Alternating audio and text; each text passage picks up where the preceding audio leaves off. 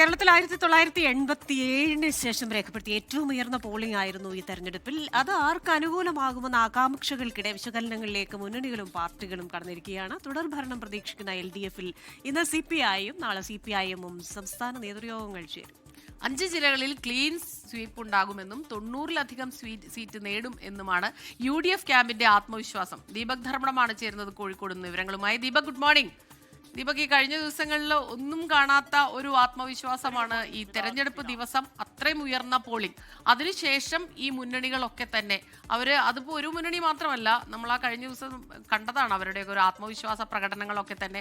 എന്താണ് ഈ ഒരു പോളിംഗ്, അത്രയും ഉയർന്ന പോളിംഗ് കൊണ്ട് സൂചിപ്പിക്കുന്നത് എന്നുള്ളതാണ്. അപ്പോൾ അവരുടെ വിശകലനങ്ങൾ, ആ രീതിയിലുള്ള മീറ്റിങ്ങുകളൊക്കെ ഇന്ന് നടക്കുന്നുണ്ടെന്ന് മനസ്സിലാക്കുന്നു. പറയും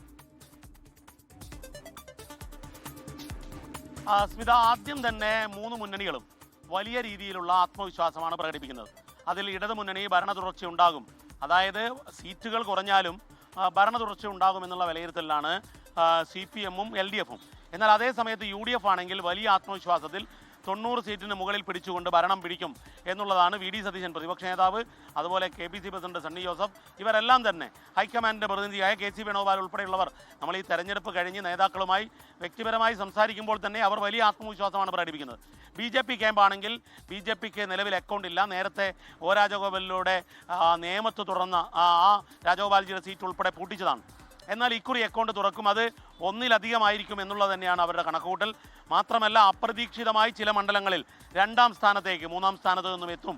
അത് വടക്കേ മലബാറിൽ ഉൾപ്പെടെ ഉണ്ടാകും എന്നുള്ളതാണ് കണക്കുകൂട്ടുന്നത്. അതായത് BJPയുടെ കണക്കുകൂട്ടലിൽ കോഴിക്കോട് നോർത്ത് മണ്ഡലത്തിൽ ഇടതുമുന്നണി ജയിക്കുകയും അവിടെ 2ാം സ്ഥാനത്തേക്ക് BJP നവ്യ ഹരിദാസ് വരും എന്നുള്ള രീതിയിലാണ് മുന്നണികളുടെ കണക്കൂട്ടൽ. ഇനി സ്മിത ചോദിച്ച ശതമാനക്കണക്കിൻ്റെ യാഥാർത്ഥ്യത്തിലേക്ക് വരുമ്പോൾ 1987-ലെ ഏറ്റവും ഉയർന്ന പോളിംഗ് ശതമാനത്തെയാണ് റെക്കോർഡ് ബ്രേക്ക് ചെയ്തുകൊണ്ട് 2026-ലെ പൊതു തെരഞ്ഞെടുപ്പ് നടന്നത്. പക്ഷേ എന്നാൽ സാധാരണ ശതമാനം ഉയരുമ്പോൾ അത് UDF-ന് അനുകൂലമാണ് എന്നുള്ളതാണ് പൊതു രാഷ്ട്രീയ വിലയിരുത്തൽ. പക്ഷേ നമ്മൾ 87-ലെ ചരിത്രം തന്നെ നോക്കണം. 87-ൽ റെക്കോർഡ് ശതമാനം പോളിംഗിൽ ഉണ്ടായപ്പോൾ അവിടെ ഉണ്ടായത് നായനാർ സർക്കാരിൻ്റെ അധികാരത്തിലേക്ക് വരലാണ്. സാമ്പ്രദായിക രീതിയിലുള്ള കണക്കുകൂട്ടലുകൾ അവിടെ തെറ്റുകയാണ് ഉണ്ടായത്. ഇനി നമുക്ക് ഈ പോളിംഗ് ശതമാനത്തിൻ്റെ വസ്തുതയിലേക്ക് പോകുമ്പോൾ SIR കഴിഞ്ഞുള്ള ആദ്യത്തെ തെരഞ്ഞെടുപ്പാണ്. ആ തെരഞ്ഞെടുപ്പിൽ ഈ ശതമാന കണക്കല്ല, ശരിക്ക് വോട്ടർമാരുടെ പോൾ ചെയ്ത എണ്ണമാണ് നമ്മൾ നോക്കേണ്ടത്. അങ്ങനെ നോക്കുമ്പോഴാണ് യഥാർത്ഥത്തിൽ വസ്തുത മനസ്സിലാവുക. നമ്മൾ അതിന് ഉദാഹരണമായി വടകര മണ്ഡലം എടുക്കാം.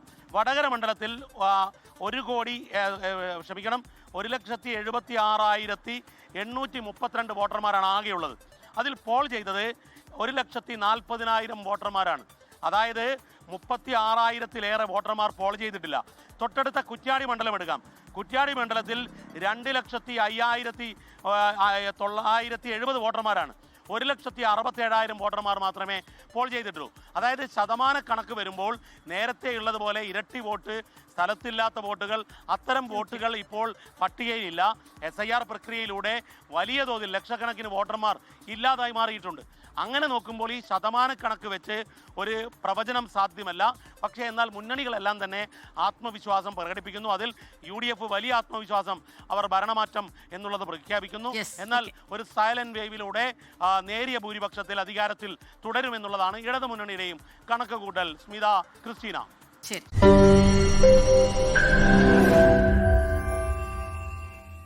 ലോകത്തെവിടെയായാലും ഏത് സമയത്തും 24 വാർത്തകളും ഓഗ്മെന്റഡ് റിയാലിറ്റി പാക്കേജുകളും എക്സ്പ്ലെയിനറുകളും വിശദമായി കാണാൻ ഞങ്ങളുടെ YouTube ചാനൽ നിങ്ങൾക്ക് സബ്സ്ക്രൈബ് ചെയ്യാം.